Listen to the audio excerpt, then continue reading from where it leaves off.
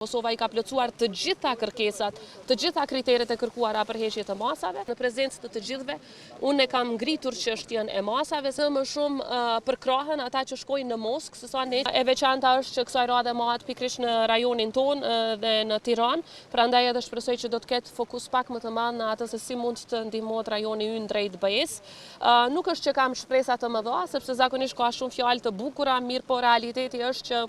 Republika e Kosovës, shtet e cila është e linjëzuar 100% me politikën e jashtme dhe të sigurisë së BE-s, akoma është në masa të padrejta përkundër faktit që edhe vetë BE-ja nëpërmjet përfaqësuesit të lartë Borrell në qershor të vitit kaluar ka konstatuar që Kosova i ka plotësuar të gjitha kërkesat, të gjitha kriteret e kërkuara për heqje të masave, por për fat të keq për disa arsyetime politike të disa shteteve anëtare ato janë akoma në fuqi, duke dëmtuar kështu rrugën evropiane të Kosovës, duke dëmtuar interesat e qytetarëve tonë pa dallim dhe po ashtu edhe duke dëmtuar edhe vetë kredibilitetin e Bashkimit Evropian. Mbrëm ka pas një darkë të organizuar nga presidenti i Këshillit Evropian, presidentja e Komisionit Evropian dhe përfaqësuesja e lartë Kaja Kallas me liderët e Bashkimit Evropian. Ka qenë një darkë e përbashkët, por gjatë darkës në prezencë të të gjithëve unë e kam ngritur çështjen e masave sepse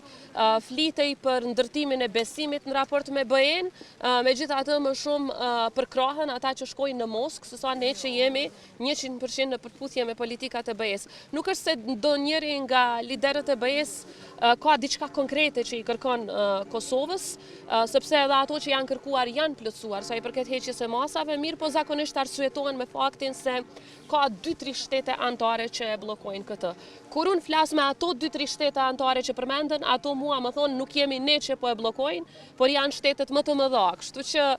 është pak një farë lloj gjuajtje faji dhe arsyetimi pa nevojshëm për një proces totalisht të padrejtë, i cili do duhej të përfundonte moti.